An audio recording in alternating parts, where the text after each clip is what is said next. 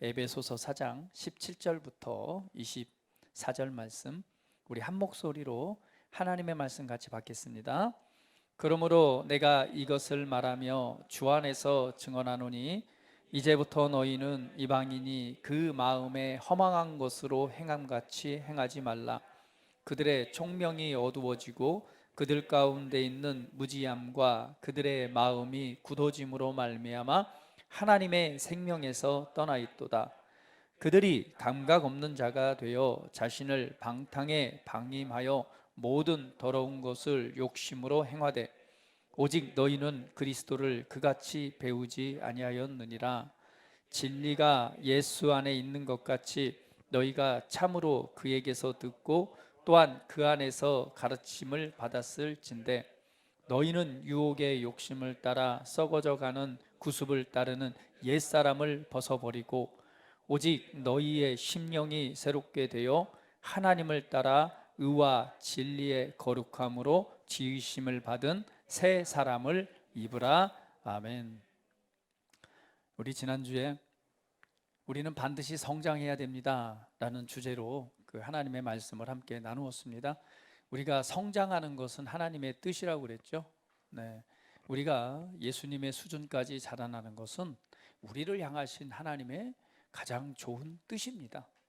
자, 그런데 오늘 본문 말씀에서는 이렇게 우리에게 보여주고 있죠. 너희는 이방인의 그 허망한 것을 행함같이 행하지 말라라고 말합니다. 그러니까 우리가 그리스도인이 되었다면은 옛사람에 속했던 어떤 습관이나 그런 삶의 방법, 하나님과 반대되는 삶의 모습들을 그러한 삶을 살아가지 말아라. 너희가 말씀 안에서 가르침 받은 대로 썩어져가는 옛날 습관을 따르는 옛사람을 벗어버리고 너희의 마음이 새롭게 되어서 하나님을 따라 의와 진리의 거룩함으로 지으심을 받은 그러한 새 사람을 입으라라고 말합니다. 그러니까 너희가 예수님 안에서 새롭게 창조되었으면 이제는 그 새 사람을 새 사람을 입으라. 그러니까 그러한 삶을 살아가는 자가 되라라고 말씀하는 내용입니다. 그래서 저는 오늘 이 말씀을 통해서 변화를 주도하는 삶을 살아가기라는 주제로 하나님의 말씀을 나누기를 원합니다. 한번 제목같이 읽어볼까요? 변화를 주도하는 삶을 살아가기. 다시 한번요, 같이 시작. 변화를 주도하는 삶을 살아가기. 우리가 예수님을 믿었으면 하나님의 자녀로 새롭게 태어납니다. 그 새롭게 태어난 자녀는 이제는 새 사람을 입는 새로운 삶을 살아가야 되는 거죠. 그 새 사람을 살아간다는 것은 결국 변화되고 성장하는 삶입니다. 그런데 오늘 말씀을 통해서 저와 여러분이 이런 변화를 주도하는 그런 삶을 살아가기를 원합니다. 여러분, 이 변화라는 단어를 생각을 하면 또 어떤 단어가 떠오르냐면 이 본받다라고 하는 단어, 이런 단어가 생각이 나는데요. 이 말씀은 로마서 12장 1절 2절 이하 말씀입니다. 너희는 이 세대를 본받지 말고 무슨 변화를 받아? 마음의 변화를 받아 라고 말씀합니다. 그러니까 이 세대를 본받다라는 단어가 있고요. 그 다음에 이 세대를 본받지 말고 너희는 마음의 변화를 받으라 라는 단어가 있어요. 이 두 가지 단어가 대비가 되는데요. 본받다라고 하는 단어는 이런 의미입니다. 같은 모양이 되다, 또 그것에 대해서 순응하다라는 변화가 있어요. 그러니까 내가 지금 처해 있는 어떤 환경이나 상황이나 어떤 조건이 됐건 거기에서 어떤 변화를 추구하기보다는 거기에 그냥 적응하고 거기에 순응하는 상태를 말하는 거죠. 그러나 반대로 변화라고 하는 것은 뭐냐면 다른 형상으로 바뀌어지는 것을 변화라고 말합니다. 그러니까 우리가 내가 지금 현재 삶에서 어떤 위치에 있든지 그냥 그 위치가 인생이란 이런 거야, 이렇게 사는 것이 그냥 잘 적응하고 사는 거지, 이게 좋은 것이건 나쁜 것이건 내 삶에 안 좋은 영향을 주는 것이건 이거에 대해서 그냥 있는 그대로 순응하고 거기에 적응해서 살아가는 것, 이것이 본받는 삶이에요. 오늘 본문 말씀에 나와 있던 말씀도 그런 것이죠. 서두에 너희가 그리스도인이 되었느냐? 그런데 왜 하나님과 말씀과 상관없이 옛사람이 살던 방법 그대로 삶을 살아가느냐? 거기에 순응하는 삶인 거죠. 그런데 성경은 그렇게 살아가지 말고 변화를 좀 입어라 라고 말씀하는 거예요. 그 변화가 전혀 다른 모양, 다른 형상으로 바뀌어지는 것을 바로 변화, 메타폴포호라고 하는 헬라어 원어의 의미입니다. 그러면 오늘 이 변화라고 하는 것은 이런 것이죠. 쉽게 예를 들면 여러분 나비 아시죠? 나비의 애벌레를 보셨나요? 그거를 우리는 송충이라고도 말합니다. 그렇죠? 애벌레 보셨나요? 뭐 전혀 한 번도 못 본 사람들처럼 저를 쳐다보세요. 애벌레 못 봤어요? 이렇게 꾸물꾸물 기어다니는 거? 보셨나요? 보셨어요? 아, 그렇구나. 애벌레 상당히 이거를 좋아하시는 분도 있지만 되게 징그러워하시는 분도 많아요. 저도 굉장히 좋아하지는 않습니다. 왜냐하면 이거 되게 이상하잖아요. 꼬물꼬물 이렇게 기어가는데, 특별히 그 뭐죠? 이렇게 소나무 숲 같은 데 있으면 어느 순간 송충이가 떨어져 가지고 이렇게 막 기어다니는 경우도 있고요. 뭐 여러분 잘 아시다시피 예전에는 그 시골에서는 뭐 누에를 키우기도 했잖아요. 그럼 막 방 안에 이만한 누에들이 막 기어다니기도 하고, 이게 애벌레라고 말합니다. 그런데 그 애벌레가 이제는 뭐가 되고요? 번데기가 되고, 번데기가 된 이후에 뭘로 변화되죠? 사실 그 아름다운 나비로 변화되잖아요. 그러니까 호랑나비나 기타 예쁜 나비들 봐요. 노란 나비, 정말 이 봄이 되면은 막 꽃을 날아다니는 나비 얼마나 예쁜지 몰라요. 그런데 그 과거의 모습은 어떤 모습이에요? 우리가 좀 혐오스러워하는 꼬물꼬물하는 애벌레입니다. 그 벌레가 어떤 모양 형태로 변화되느냐? 이 정말 아름다운 나비로 변화되는 거예요. 누가 상상이나 하겠어요? 어떻게 이런 애벌레가 이렇게 아름다운 나비가 될 수 있지? 이것이 바로 변화라고 하는 단어입니다. 그래서 우리가 변화되는 것은 하나님의 기뻐하시는 뜻입니다.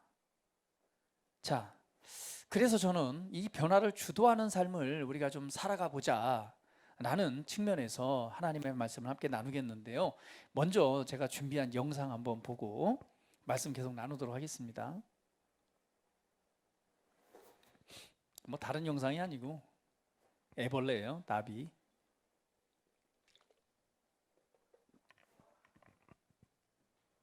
볼륨 좀 켜주세요.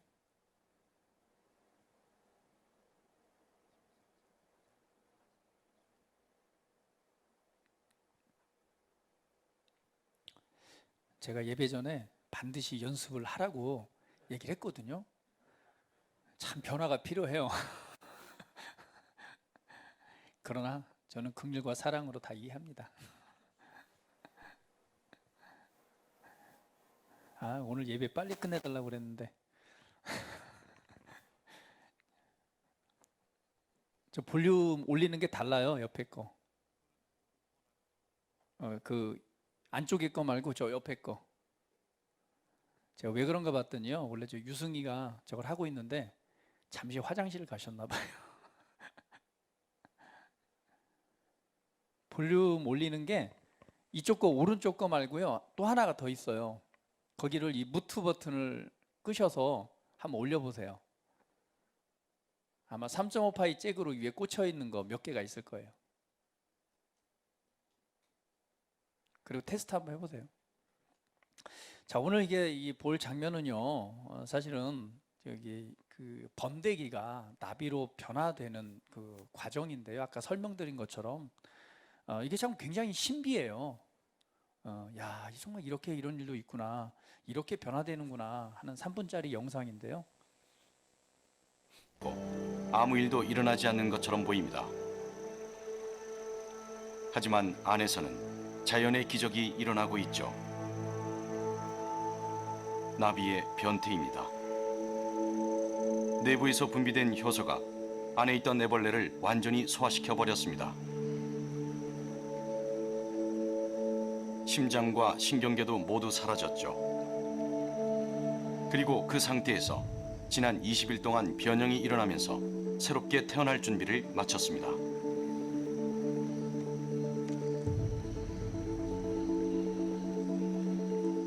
세계에서 가장 큰 나비 중 하나가 탄생하는 순간입니다.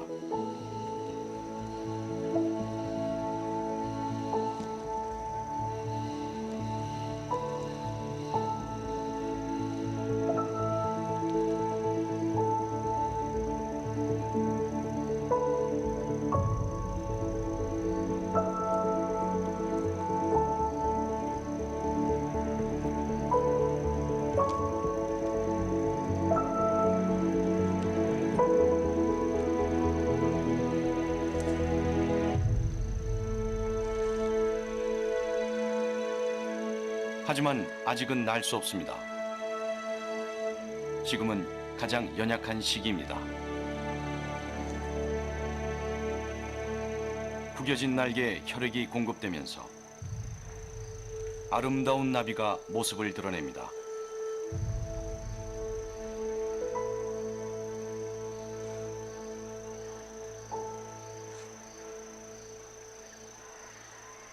올빼미의 눈 같은 무늬는 포식자를 막아주고 반짝이는 푸른색 표면은 그 화려함으로 짝짓기 상대를 유혹할 수 있게 해줍니다. 이 모든 과정에 1시간 이상 소요됩니다. 자연의 섭리를 따르기 위해 나비가 처음으로 날아오릅니다.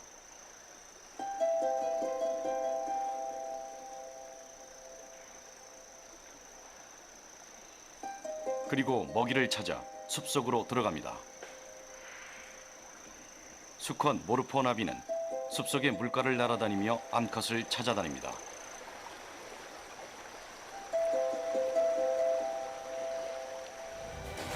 프리미엄 와이드 내셔널 지오그래피치. 자, 우리 이제 영상을 한번 봤는데요. 나비가 그 알을 낳으면 이 알이 부화를 해서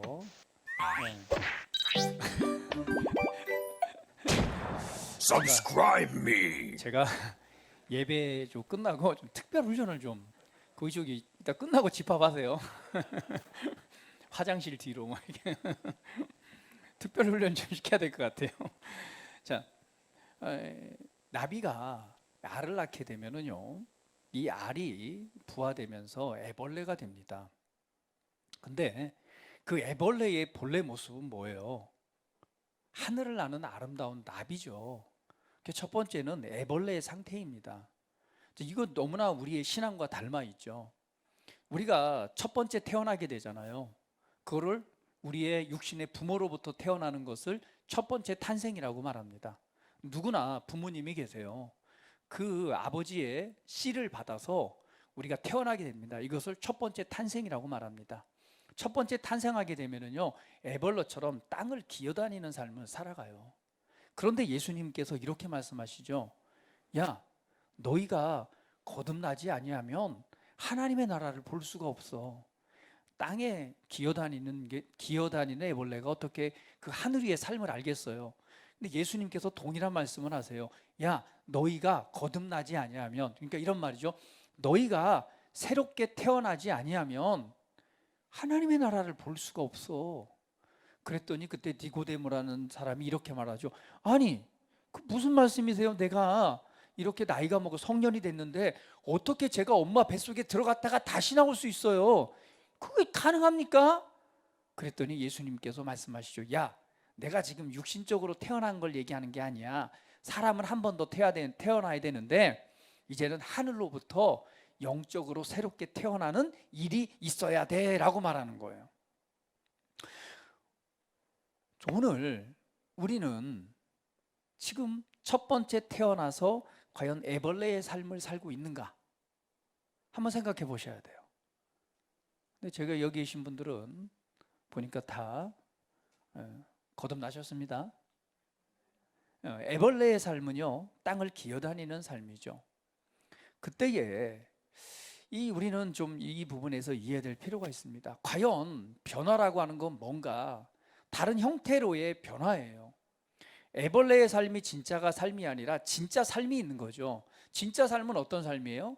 하늘을 날아다니는 아름다운 나비가 돼서 하늘을 날아다니는 삶입니다. 그래서 여러분, 변화는요, 첫 번째 갈망으로부터 시작됩니다. 갈망, 변화에 대한 갈망, 이것은 바로 여러분 각자를 향한 더 좋은 삶이 있다는 사실입니다. 하나님께서 예비하시고 준비하신 더 좋은 삶이 있습니다. 그것을 우리가 생각할 때에 변화에 대한 갈망이 있는 것이죠. 많은 경우에는 현실에 안주하는 삶을 살아갑니다.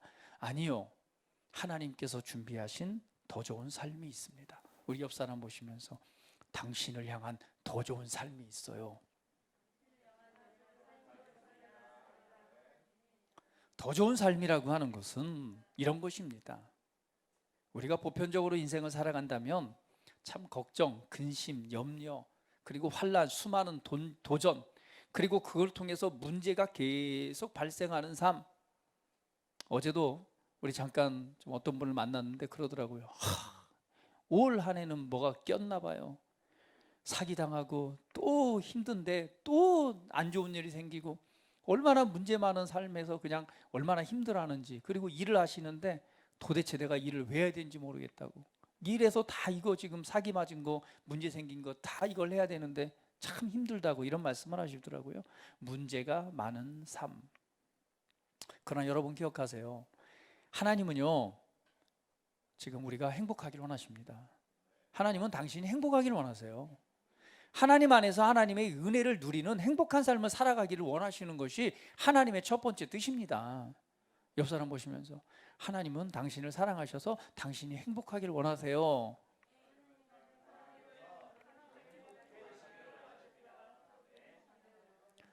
이를 위해서 독생자 아들, 하나님의 아들이신 예수 그리스도를 이 땅에 보내신 거예요. 그래서 그분이 우리의 걱정, 근심, 염려, 환난, 문제, 모든 상황들을 대신하여서 그분이 값을 치르신 것입니다. 그것을 통해서 우리에게 어떤 새로운 삶을 주셨느냐, 어떤 도전과 환경에도 흔들리지 않는 승리의 삶, 하나님의 호의와 하나님의 은혜가 풍성히 넘치는 삶, 기쁨과 감사가 넘치는 삶. 여러분 상상해 보세요. 날마다 걱정하고 근심하다 보면 무엇이 찾아오느냐? 그냥 우울증이 찾아와요. 우울 하다가는 그냥 삶이 어때요? 점점 그 어두움의 방향으로 진행될 수밖에 없습니다. 그러나 하나님께서 우리에게 주신 삶은 그런 삶이 아니죠. 반대로 하나님의 호의와 은혜가 넘치는 삶, 기쁨과 감사가 풍성한 삶, 삶의 문제, 어떤 도전들이 오더라도 그 가운데서 흔들리지 않고 내게 주신 승리의 자리, 그 삶을 돌파하고 그걸 변화시킬 수 있는 그 은혜의 삶을 살아가는 것, 이것이 우리에게 주신 삶입니다. 할렐루야. 여러분 갈망하십시오. 여러분을 향한, 나를 향한 더 좋은 삶이 있습니다. 변화되길 원하시나요? 땅만 보고 기어다니는 애벌레의 삶이 진짜 삶이 아니에요. 내가 지금 살고 있는 삶이 진짜 삶이 아닙니다. 하늘을 나는 삶이 있어요. 그것에 대해서 갈망하십시오. 바로 최고의 삶은요, 나를 부르신 최고의 부르심의 삶을 살아가는 거예요. 하나님께서 우리 각자를 향한, 한 사람 한 사람을 향한 하나님의 놀라운 계획이 있습니다. 이것이 그 계획을 따라 살아가는 최고의 부르심의 삶이 있는 거예요. 이 인생은요, 정말 내 인생에 있어서 삶의 의미와 가치를 발견하는 삶이에요. 왜 사나요? 왜 돈 버나요?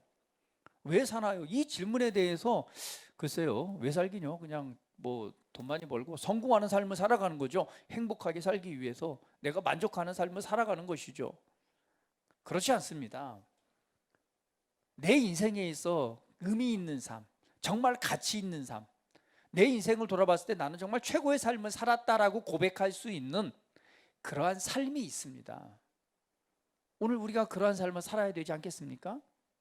그것은요, 나를 통해서 나만을 위한 삶이 아니라 나를 통해서 펼쳐지는 선한 영향력의 삶입니다. 많은 경우에는 그냥 내 혼자 인생도 감당 못해서 그냥 좌충우돌 하다가 인생 마감하는 경우가 얼마나 많은지 몰라요. 선한 영향력은 고사하고 정말 피해나 안 미치고 살아갔으면 좋겠어요. 그러나 내게 주신 최고의 삶은요, 나만을 위한 삶이 아니라 내 나를 통해서 선한 영향력을 통해서 다른 사람의 인생과 삶에 변화를 줄 수 있는 그런 영향력 있는 삶, 이것이 하나님께서 우리를 부르신 부르심의 삶입니다. 여러분, 그러한 삶에 대해서 갈망이 지금 일어나지 않나요? 다시 한번, 당신을 향한 최고의 삶이 있어요. 그래서 이렇게 합니다. 애벌레에서 벗어나세요 좀. 땅만 보고 이 애벌레처럼 살아가는 것이 아니라 더 좋은 삶에 대해서, 더 좋은 나의 위치에 대해서 갈망하시기를 바랍니다. 자, 그러면 두 번째 변화는요, 첫 번째는 변화는 어디부터 시작된다? 갈망으로부터 시작된다. 여러분 안에 갈망이 없다면 이 시간 갈망을 가지시길 바랍니다. 나를 향한 더 좋은 삶, 내가 살아가야 될 진짜 삶이 있다, 나는 그러한 삶을 살기를 원한다 라고 하는 갈망이 일어나기를 바랍니다. 그러면 이러한 갈망, 이 변화는 어디서부터 시작되느냐? 많은 경우에는요, 변화는요, 우리는 이 밖에 무언가를 조정하려고 합니다. 그러니까 밖에 그저 내 습관을 바꾸고 내가 행동하는 것을 바꾸고 내가 하지 말아야 될 것을 제약을 하고 뭐 이것부터 생각을 하는데, 진짜 변화는 바로 안으로부터 시작됩니다. 자, 여러분, 이 행동이 문제가 아니라 결국은 우리의 삶을 만들어내는 결과는 행동의 결과잖아요. 그러나 그 행동이 되어지기 전에는요, 무엇이 문제예요? 어디서부터 시작돼요? 안으로부터 시작되는 거예요. 그 사람의 생각이요, 그 사람의 행동을 만들어냅니다. 그 행동은요, 그 사람의 삶의 결과를 만들어냅니다. 그런데 밖에만 다루려고 하면은 절대 변화가 나타나지 않아요. 변화는요, 바로 우리 안으로부터 시작되는 것입니다. 이 안사람의 변화. 여러분, 아까 제가 이 나비의 변태 과정을, 변화의 과정을 보여드렸는데요, 이 애벌레가 드디어 나비가 되기 위해서는요, 한 번 더 태어나야 돼요. 이걸 왜 한 번 더 태어나느냐라고 말하냐면요, 여기 놀라운 비밀이 숨어져 있습니다. 이 애벌레가요, 이런 형태잖아요. 꼬물꼬물한 애벌레가 드디어 번데기 형태로 변화되잖아요. 번데기를 만들면요, 그 순간 어떤 일이 일어나냐면 자기 몸에서요, 효소를 분비하는데 이 애벌레가요, 녹아서 없어집니다. 그러니까 어떤 형태로 바뀌냐면 액체가 돼버려요. 그러니까 아까 얘기했듯이 심장부터 시작해서 모든 몸의 기관들이 다 녹아져 가지고 액체가 돼버려요. 그 중에 고체로 남아있는 몇 개의 부분을 제외하고는요, 심장, 뭐 그 애벌레가 있으면 힘줄도 있고 핏줄도 있고 다 있잖아요. 다리부터 모든 모양이 있는데 이 눈부터 시작해서 모든 모양이 싹 녹아집니다. 그래서 어떤 형태가 되냐면 액체 형태가 되는 거예요. 그 액체 형태가 된 이후에 그것을 뭐라고 말하냐? 죽었다라고 표현하는 거예요. 죽음의 상태가 됩니다. 완전히 애벌레 형태가 없어진 것이죠. 심장도 사라졌으니까 죽은 거죠. 액체가 된 상태에서 드디어 새로운 창조가 일어나는데, 그때의 이 몸이 그 안에서 이 변화를 통해서 나비, 우리가 보고 있는 나비 있잖아요. 손과 발, 날개, 이게 여기에서 새롭게 만들어지는 거예요. 그리고는 이 번데기를 열고 나와서 새로운 삶을 살아가는 것입니다. 이거를 뭐라고 말해요? 두 번째 탄생이라고 말하는 거, 새로운 창조라고 말합니다. 우리 그리스도인에게서 무엇이 있어야 돼요? 첫 번째 태어남이 있다면 두 번째 새로운 창조가 있어야 됩니다. 그 새로운 창조는 어떻게 이루어지나요? 바로 예수 그리스도를 믿음으로 말미암아 새로운 탄생이 이루어집니다. 갈라디아서 2장 20절 성경구절 한번 보도록 할게요. 자, 이렇게 설명하고 있습니다. 같이 한번 읽어볼게요. 내가 그리스도와 함께 십자가에 못 박혔나니 그런즉 이제는 내가 사는 것이 아니요 오직 내 안에 그리스도께서 사시는 것이라. 이제 내가 육체 가운데 사는 것은 나를 사랑하사 나를 위하여 자기 자신을 버리신 하나님의 아들을 믿는 믿음 안에서 사는 것이라. 내가 그리스도와 함께 십자가에 못 박혔나니 라고 하는 것은 어떤 의미예요? 십자가가 어떤 의미입니까? 예수님이 왜 십자가에 못 박혔죠? 십자가에서 죽으신 거잖아요. 십자가는 저주와 심판과 죽음을 상징합니다. 누굴 대신해서? 나를 대신해서, 나를 살리고 내게 생명을 주시기 위해서 그분은 십자가에서 죄도 없으신 분이 고난을 받으시고 죽임을 당하시고, 이게 십자가예요. 그런데 오늘 이렇게 설명하죠. 내가 그리스도와 함께 십자가에 못 박혔다. 우리가 예수님을 믿는다라고 하는 것은 내가 예수님과 함께 죽는 것을 의미합니다. 우리 옆 사람 보시면서 당신은 죽었어요. 여기에서 죽음이 일어나는 거예요. 애벌레가 자기 형체가 없어지는 것처럼요, 죽음이, 그러니까 우리가 하늘을 나는 존재로 새롭게 태어나기 위해서는 반드시 죽어야 됩니다. 그래서 십자가에 함께 못 박혔다라고 하는 것은 첫 번째 태어난 나, 이 애벌레였던 나는 누구와 함께 죽는 거예요? 예수님과 함께 죽는 것입니다. 그 죽음이 있어야지만이 뭐가 있어요? 죽어야지만이 새로운 탄생이 있는 거예요. 그래서 죽은 것으로 끝난 것이 아니라 그리스도 예수 안에서 예수님과 함께 죽은 다음에 장사되었고, 장사되고 무덤에 묻힌 것이 아니라, 그걸로 끝이 아니라 예수님과 함께 일으키심을 받았고, 그리고 그리스도와 함께 하늘에 앉았다라고 우리에 대해서 표현하고 있는 것입니다. 이것이 바로 두 번째 탄생, 거듭남이에요. 이 거듭남이 이루어져야지만이 그 다음에 어떤 존재가 되는 거예요? 하늘 위의 삶을 살아가는 존재가 되는 것이죠. 그래서 변화는요, 어디부터 시작되는 거다? 안으로부터의 변화인데, 그 안으로의 변화는 바로 첫 번째 거듭나는 것입니다. 새로운 인생, 새로운 삶은요, 거듭남에서 출발하는 거예요. 하나님의 사랑 안에서, 그분의 말씀과 그분의 능력 안에서 살아가는 더 좋은 삶, 행복한 삶은 우리의 거듭남에서부터 시작되는 것입니다. 그것은 내가 예수님을 나의 주로 받아들일 때 시작되는 것이죠. 자, 그러면 이제는 우리가 이 거듭날 때 우리가 죽고 변화되는 과정이 바로 뭐냐면 우리 안으로부터 시작되는 것인데요, 오늘 에베소서에 나오는 본문 말씀에 그거에 대해서 이렇게 말씀하고 있는 거예요. 볼까요? 4장 22절부터 24절 말씀 함께 읽어봅니다. 너희는 유혹의 욕심을 따라 썩어져가는 구습을 따르는 옛사람을 벗어버리고 오직 너희의 심령이 새롭게 되어 하나님을 따라 의와 진리와 거룩함으로 지으심을 받은 새 사람을 입으라. 그러니까 옛사람은 뭐하고 벗어버리고 그 다음에 뭐가 되어야 돼요? 새 사람을 입는 과정이 필요한 거예요. 나비가 옛사람인 애벌레는 뭐하고 벗어버리고 이제는 뭐요? 새 옷을 입는 거예요. 화려한 날개, 아름다운 날개를 가지고 하늘을 날 준비를 하는 것이죠. 자, 여러분 거듭나셨습니까? 그러면 거듭나십시오. 거듭나셨다면 이제는 새 사람을 입으십시오. 새 사람을 입는다는 것은 더 좋은 삶, 하늘 위의 삶, 하늘을 나는 삶을 살아가는 것입니다. 그러면 어떻게 내가 이 새 사람을 입을 수 있을까요? 거듭나는 건 예수님을 나의 구주로, 주인으로 받아들이면 거듭나요. 거듭나는 것이 끝나는 것이지 아니죠. 거듭났다면, 다시 태어났다면 이제는 새 사람을 입는 과정이 필요합니다. 그 새 사람을 입는 건 어떤 의미일까요?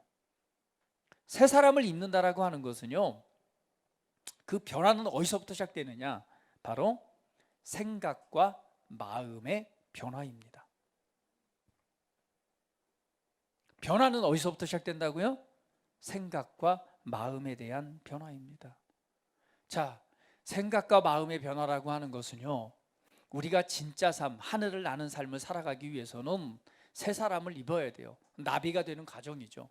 나비가 되기 위해서는요, 우리의 생각이 새로워져야 돼요. 그 생각이 새로워진다는 얘기는요, 애벌레의 생각이 아니라 이제는 나비의 생각을 가져야 되는 것입니다. 애벌레는 무엇을 생각해요? 네, 그렇죠. 땅에 기어다니면서 때로는 나뭇가지를 타고 다니면서 이 나뭇잎을 먹는 생각을 하는 거죠. 그게 그 인생의 전부였다면 이제는 그것을 벗어버리고 새로운 나에 대해서 생각하는 것, 결국 나는 누구예요? 나비인 것을 아는 것이죠. 나비는 어떤 존재인가? 하늘을 나는 존재예요. 오늘 그러면 내가 거듭난 나, 내가 새 사람을 입는 것은 내 생각의 변화는 뭐냐? 거듭난 그리스도인인 나는 누구인가를 나의 정체성에 대해서 발견하고 아는 것입니다.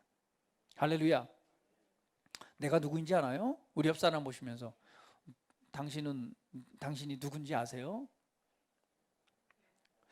오늘 우리 유나자매하고 그 남친이 이렇게 예배에 참석하셨는데 우리 박수로 일단 환영합니다. 먼저는요, 나에 대해서 아는 것이죠. 여러분, 내가 누군지 아세요? 여러분 각자 나는 내가 누구인지 아세요? 뭐 그렇게 생각할 수 있죠. 그러면 내가 매일 아침마다 거울을 보면서 내가 얼마만큼 예쁜지, 얼마만큼 잘생겼는지, 뭐 이렇게 충분히 보면서 내가 어떤 성격이고 어떤 성향이고 난 잘 알고 있죠. 애벌레 때 말고요. 눈에 보이는 거 말고 이제 거듭난 나, 새롭게 태어난 변화되는 내가 누구인가를 아는 거죠. 그것은 그리스도인인 내가 누구인가를 아는 것입니다. 여기에서부터가 변화의 출발이에요.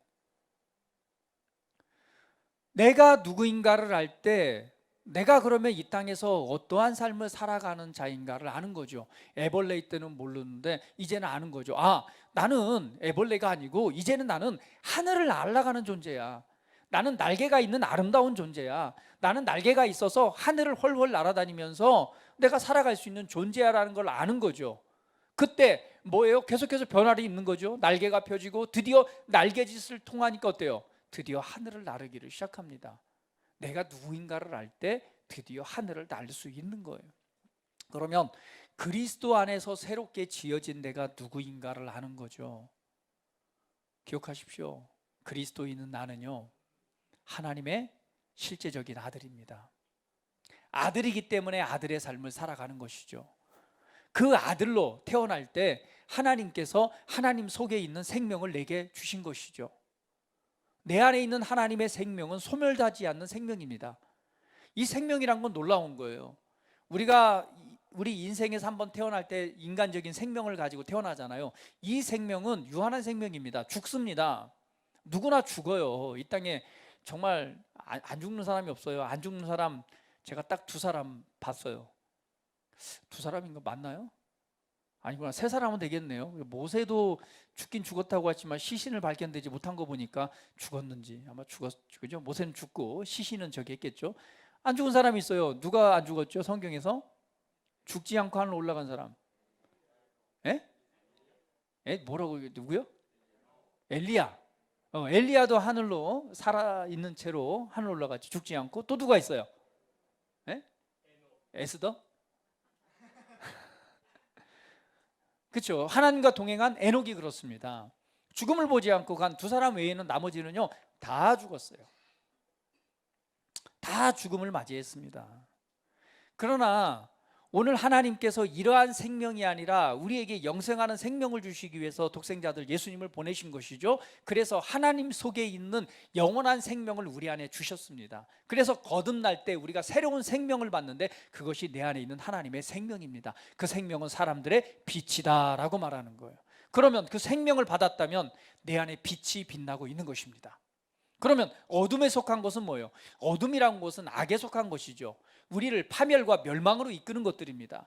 그러면 내 안에 생명의 빛이 있다는 건 뭐예요? 어둠이 있을 수 없다는 얘기죠. 그것은 내가 새로운 삶, 빛의 삶, 승리의 삶, 더 좋은 삶을 살아갈 수 있는 그 힘이 내 안에 주어졌다는 의미입니다. 그래 한번 고백해 봅니다. 내 안에 하나님의 생명이 빛나고 있습니다. 할렐루야. 그리스도인인 내가 누구인가를 발견하고 아는 것이죠. 아, 하나님의 생명이 내 안에 있구나. 이제는 애벌레가 아니라 나는 새로운 삶을 살아갈 수 있는 존재이구나. 그래서 하나님께서 우리 안에 있는 죄를 뭐하고, 죄를 예수님이 대신해서 십자가로 가져가시고, 그리고 나에게 하나님의 의라고 하는 하나님의 자격 조건을 내 안에 주시는 거예요. 우리 하나님의 실제적 아들이 되게 하시죠. 그리고 내게 하늘에 속한 신령한 복으로 복 주셨대요. 그러한 복을 받은 자가 되게 하시는 거죠.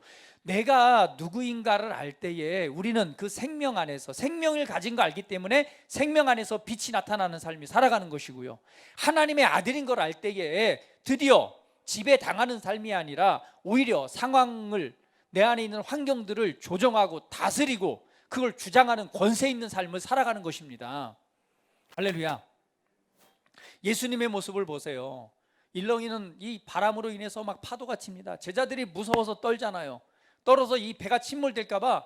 근데 예수님은 뭐 하고 계세요? 배에서 누워서 주무시고 계세요. 그 제자들이 막 예수님을 깨웁니다. 예수님, 우리 죽게 생겼어요. 야, 너네들 뭘 걱정하냐 하고 하시면서 일어나셔서 뭐라고 말씀하세요? 바람아, 파도야, 잔잔하라 라고 말하니 바람과 파도가 그 말을 듣고 순종해서 잔잔해집니다. 이게 뭐예요? 하나님의 아들의 삶이잖아요. 우리가 인생을 살아가다 보면 수많은 도전들이 있습니다. 인생의 어떤 문제든 이 그냥 거세게 휘몰아치는 폭풍우처럼 바람처럼 파도처럼 이런 일들이 막 다가올 때가 있단 말이죠. 그러면 거기에서 두려워하고 염려하는 삶이 아니라 내가 누구인가를 아는 거죠. 나는 하나님의 아들이야. 아들의 권세가 내 안에 있어. 이러한 도전도 내게는 내가 흔들릴 수 있는 이유가 되지 않아. 바람아 파도야 잔잔하라 라는 것처럼 이 상황과 도전에 대해서 우리가 말할 수 있는 거죠. 무엇으로? 권세로서. 질병이 다가왔다. 질병아 내가 예수 이름으로 명하노니 너는 내게서 사라져 라고 말할 수 있는 거죠. 멋있지 않습니까? 이것이 우리에게 주신 삶이죠. 그러한 걸 할 수 있는 거는 내가 누구인가를 아는 거죠. 그러나 과거에 애벌레 때는 어때요? 누가 나를 이렇게 그런 도전들이 다가오면 그때는 걱정하고 염려합니다. 근심합니다. 야 어떻게 해야지 내가 성공하는 삶을 살아갈 수 있지? 어떻게 해야지 여기에서 좀 더 승진할 수 있을까? 막 이런 문제와 상황 속에서 걱정하고 근심하는 그러한 삶이 내 삶의 이 전부였다면, 오히려 문제를 극복하는 것이 아니라 문제를 끌어오는 삶이었다면 이제는 그리스도인인 내가 누군가 아는 거죠. 나는 하나님의 아들입니다. 아들에게는 권세가 있습니다. 하나님의 호의와 하나님의 형통함과 하나님이 주시는 복이 지금 내 안에 역사하고 있습니다. 그래서요 성경에서 말하는 복이라고 하는 단어를 히브리어 바라크라고 하는 히브리어 원어를 분석을 해보면 그 진짜 의미가 뭔지 아세요? 하나님이 사람을 창조하시고 사람에게 복 주셨다라고 말하잖아요. 이 복이라고 하는 히브리어 바라크라고 하는 히브리어 원어를 이 분석을 해보면 그 의미가 뭐냐면 하나님의 아들의 권세를 가지고 다스리는 자라는 의미예요. 복은 뭐냐? 아들의 권세를 가지고 다스리는 것, 이것이 복이에요. 그럼 우리는 그리스도 예수 안에서 복을 받은 자잖아요. 이미 복을 받은 자라고 하는 것은 하나님의 아들의 권세가 주어진 것. 이게 뭐예요? 과거의 구약에서, 그러니까 예수님이 오시기 전에 이미 바라크에 그 하나님의 뜻이 숨겨져 있는 거예요. 그런데 예수님이 이 땅에 오셔서 우리를 회복하시잖아요. 우리를 거듭나게 하시잖아요. 우리를 새롭게 창조하시잖아요. 새롭게 창조하셨을 때 하나님의 아들이 되게 하셨고 아들의 권세를 주신 거예요. 뭐 하는 자로? 다스리는 자로. 오늘 내가 누구인가를 알 때 비로소 나는 아들의 권세를 가지고 다스리는 삶을 살아가는 거죠. 주도하는 삶을 살아가는 것이죠. 그래서 우리의 변화는 단순히 밖에 어떤 노력이 아니라 먼저 우리 안으로부터의 생각과 마음에 대한 변화가 우리 삶의 실제적인 변화를 이끌어냅니다. 제가 살아보니까 그래요. 그러다 보니까 문제없는 삶이 되는 거죠. 제가 이번에 목요일마다 이렇게 공부를 가는데요. 거기에서 이제 우리 집사님 한 분을 만났어요. 그 집사님이 사실은 여기 우리 그리스도 대사들 교회 다닌 집사님이에요. 30년째 다니셨어. 그리스도 대사들 교회 하면은 얼마나 참 복음과 말씀 안에서 탁월한 거예요. 근데 이분은요 30년 동안 다니시면서 와이프는 열심히 하시지만 이분은요 그냥 교회만 다니셨어요. 그 30년 다니는 동안 한 번도 이 말씀을 가지고 믿음을 적용하고 말씀을 통해서 내게 적용하고 풀어내는 삶을 살아보지 못하셨어요. 그런데 이분이 정말 이 질병, 암이 찾아온 거예요. 암이 찾아오셨다가 재발해가지고 이제 두 번째 막 이렇게 이제 그래서 이제 막 뭔가 이제 그 말씀을 붙잡고 처음으로 정말 이 고백 기도를 막 모여서 하고 방언 기도를 하고 이제 이렇게 하시면서 이제 그 JMA라고 하는 그 과정에 들어오신 거죠. 같이 공부를 하고 이 그룹을 나누는데 이제 그 집사님이 그런 말씀을, 자기는요 와이프도 전도사님이지만 자기는 한 번도 교회 30년 다녔지만 말씀을 믿고 말씀을 고백하고 뭐 이런 걸 해보지 않았다고. 그런데 참 몸이 아프니까 이거 어떻게 좀 이겨보려고 내가 지금 말씀을 붙잡고 고백 기도도 하고 우리 뭐 셀 모임에서 매일 방언 기도도 하고 제가 그걸 처음으로 한번 해보고 있다고. 그러면서 이제 그런 과정을 말씀하시는 거예요. 그래서 서너 명이서 모임을 갖고 나누는데 이제 마지막으로 모임을 이제 끝내갈 때쯤 이제 서로 한 명씩 돌아가면서 기도를 하는데 그 정말 하나님이 그분을 향한 긍휼의 마음을 막 주시더라고요. 그래서 다른 기도가 아니라 그 모임 중에서 그분을 위한 치유 기도를 제가 했어요.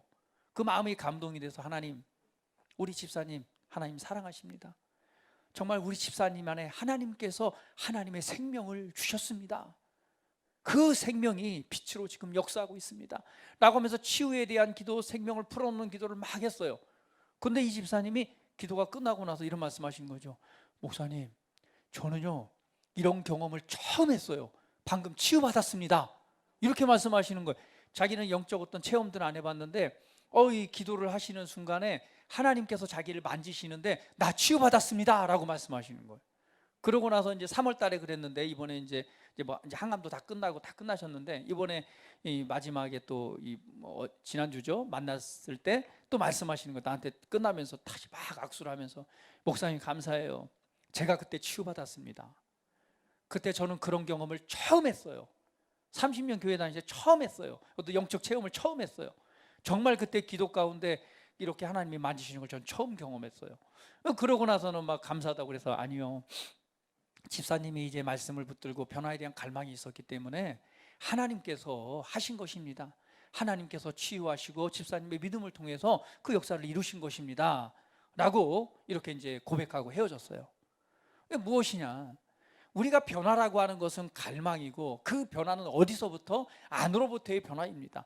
그리스도인인 내가 누구인가를 알고 그 말씀의 의미를 이해하고 안을 때 아마 다른 때 기도했으면 이 집사님도 별로 이렇게 감흥이 없었을 거예요. 근데 이분이 그 전에 지금 모여서 계속 고백 기도를 하면서 그리스도인 내가 누구인가를 계속 말씀을 붙들려고 그리고 하나님의 그 정말 치유하셨다고 한다면 치유의 은혜가 내게 나타나기를 갈망하는 마음으로 기도하고 사모하는 마음으로 그런 믿음의 자신을 새롭게 하는 일을 하고 있었어요. 하고 있었기 때문에 그러한 하나님의 임재하심, 역사하심을 경험하고 붙들 수 있는 기회가 됐다고 저는 생각을 합니다.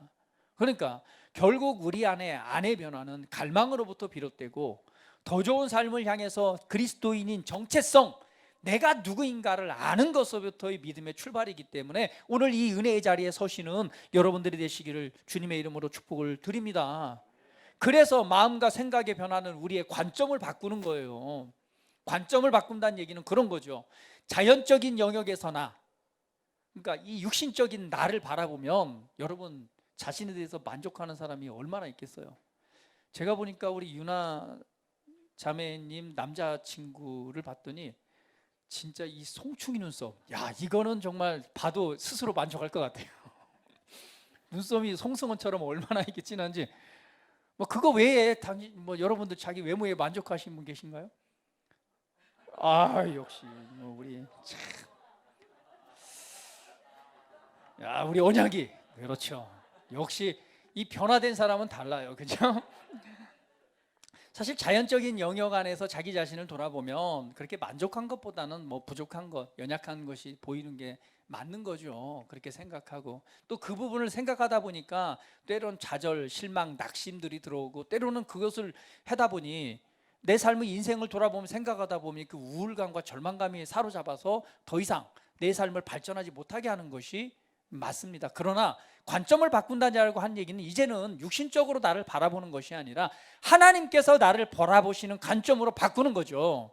그것이 바로 뭐예요? 그리스도인 내가 누구인가? 예수님의 그 속량, 예수님께서 값을 지불하심으로 나를 새롭게 지으신 나를 새로운 눈으로 바라보는 거예요.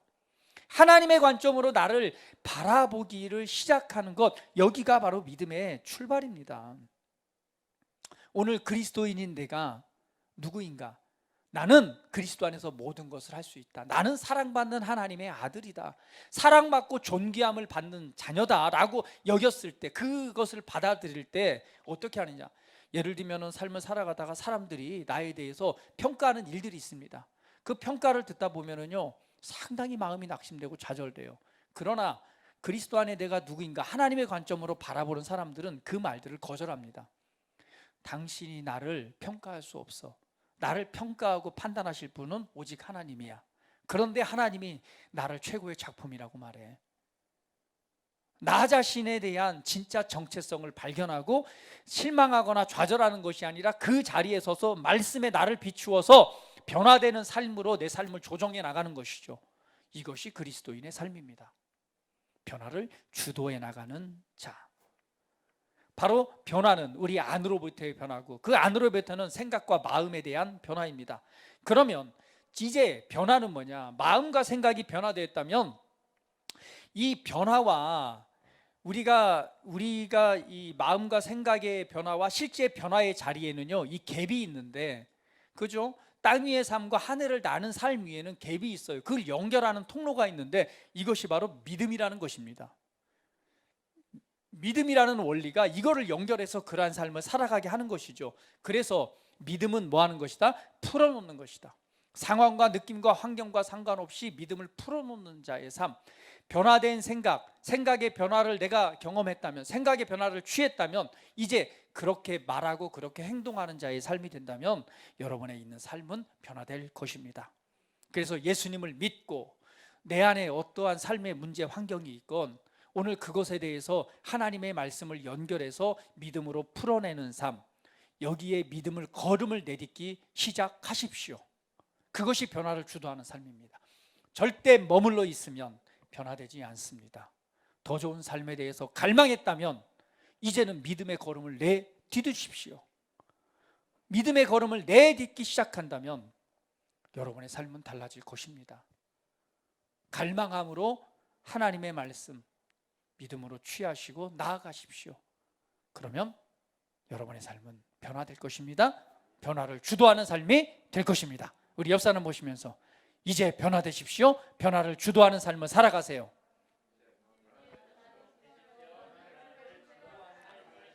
다시 한번 당신을 향한 더 좋은 삶을 살아가시기를 축복합니다. 할렐루야. 우리 기도드린 시간 같습니다. 우리 함께 기도할 때에 우리 하나님의 말씀을 우리 상고하시면서 우리 고백하면서 기도합니다. 그렇습니다. 주님, 나는 지금 애벌레와 같은 삶을 살아가고 있는가? 그럼 내 인생을 향한 나의 삶은 하나님이 예비하신 삶은 하늘을 나는 삶이라면 오늘 나는 어느 위치에 있는가? 오늘 하나님, 내가 변화를 갈망합니다. 나도 변화되길 원하고 나도 내게 주신 진짜 삶을 살아가기를 원합니다. 내가 누구인가를 알기를 원합니다. 오늘 내 생각을 하나님의 말씀에 바꾸어 그런 삶을 살아가는 내가 되기를 원합니다. 하나님의 은혜를 누리는 삶, 하나님이 예비하신 더 좋은 삶을 내가 누리고 알기를 원합니다. 진짜 그리스도인의 삶을 살아가기를 원합니다. 우리 함께 고백하는 시간 같습니다. 할렐루야. 아버지 감사합니다. 우리가 변화되기를 원합니다. 이 변화에 대한 갈망, 나를 향한 하나님의 더 좋은 계획과 더 좋은 삶이 있습니다. 하나님은 진짜 내가 행복하기를 원하십니다. 인생을 살아가는 데 있어 정말 앞을 바라보며 소망보다는 걱정하고 염려되는 것들이 사실입니다. 어떻게 살아가는 것이 인생의 해답인지, 어떻게 살아가는 것이 내가 정말 잘 사는 것인지. 그러나 오늘 하나님이 나를 지으셔서 내게 준비하신 진짜 삶이 있습니다. 오늘 그러한 삶으로 나아가는 그 일들을 내가 갈망합니다. 오늘 그리고 그러한 자의 자리로 나의 믿음의 걸음을 내딛기를 원합니다.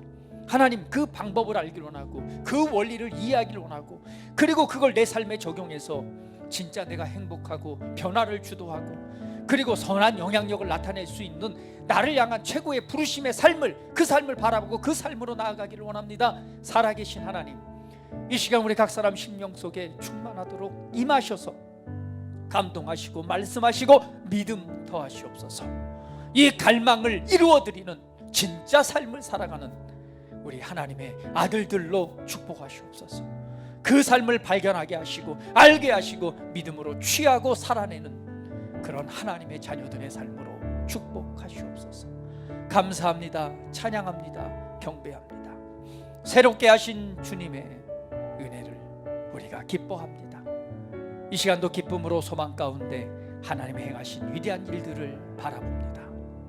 아버지 감사합니다. 할렐루야. 주님 감사합니다. 오늘 말씀을 통해서 우리의 삶을 바라보게 하시고 정말 진짜 변화된 삶을 갈망하고 또 믿음의 걸음을 내딛는 그 출발을 하게 하시니 감사합니다. 오늘 내 자신을 말씀의 토대 위에 세우고 내가 진짜 살아가야 될 삶은 애벌레의 삶이 아니라 아름다운 날개를 가지고 하늘 위를 나는 삶이 진짜 나의 삶임을 알고 오늘 그런 삶을 갈망함으로 이 시간 믿음의 걸음을 내딛기를 원합니다. 우리 사랑하는 모든 지체들 위해 오늘 말씀하신 믿음의 말씀을 붙들고 오늘 믿음의 걸음을 내딜 때 하나님의 놀라운 일들과 그 변화들이 나타나게 될 것입니다. 오늘 하나님의 생명과 이루시는 그러한 최고의 삶을 살아가게 될 것입니다. 이 시간 우리 가운데 역사하신 주님을 찬양합니다. 그리고 축복합니다. 존귀하신 예수 그리스도의 이름으로 기도합니다. 아멘.